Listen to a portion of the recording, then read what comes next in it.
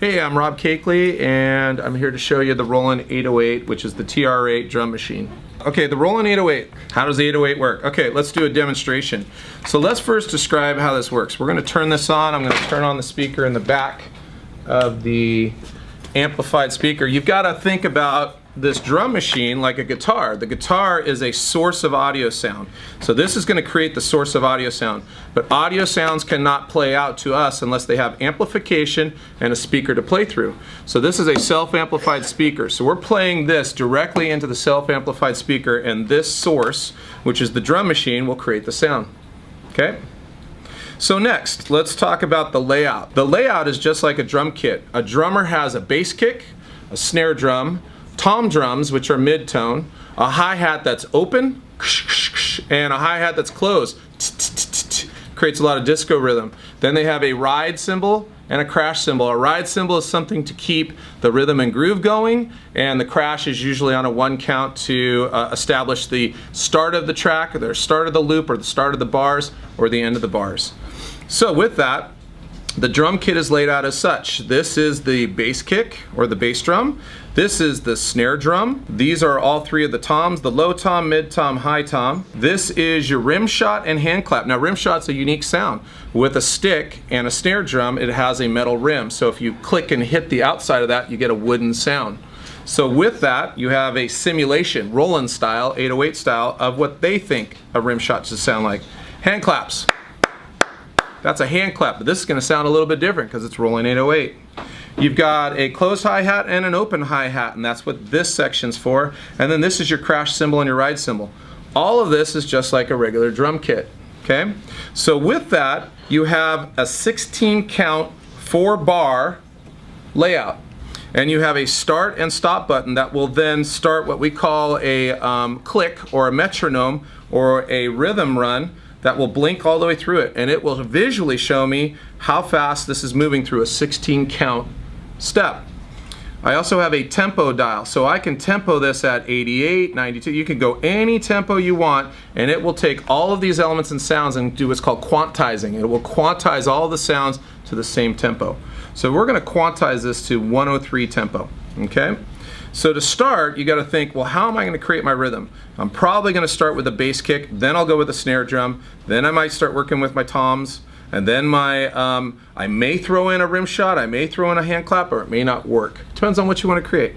But typically you're going to have a hi-hat, and then your crashes are really up to you how you're going to do it. So if I start, each one of these lines have a line level and EQ base for it to allow me to control the element of sound, and then this button allows me to designate how it's going to look on my program.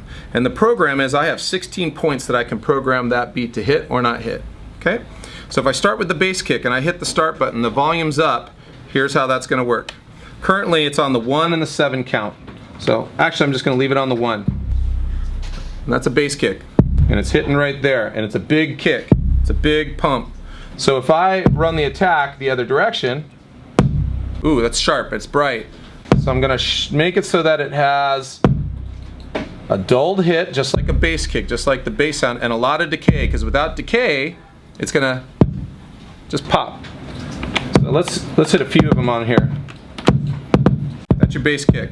But if I want a lot of reverb on it, a lot of resonance or decay, that's a big round bass kick. Okay? So I may create a rhythm on the 1 and the 7. Boom, boom. Okay? And if I like the volume level, I like the way it's EQ'd, I like the arrangement, I'm now going to go to the snare. And if I look at my snare, and I bring up the volume on it,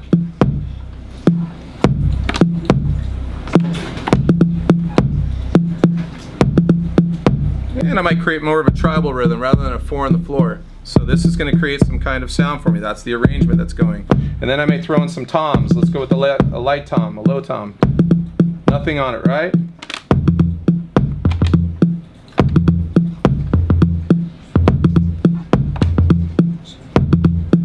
So we're going to keep it simple. Mid-tom, nothing there. What's that going to sound like? Let's hear what it sounds like. Cool sound, I dig it. I can make an arrangement out of it.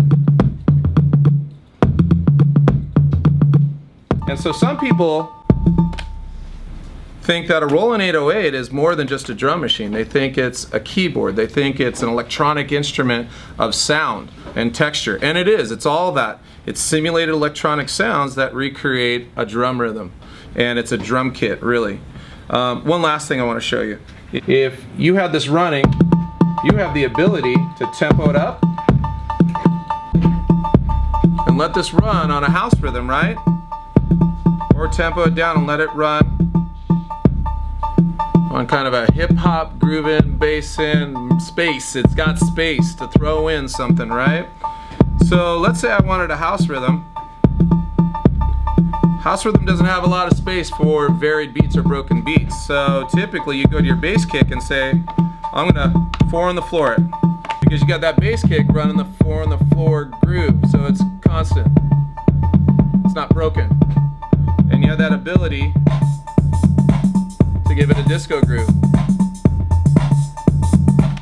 And that's your 808.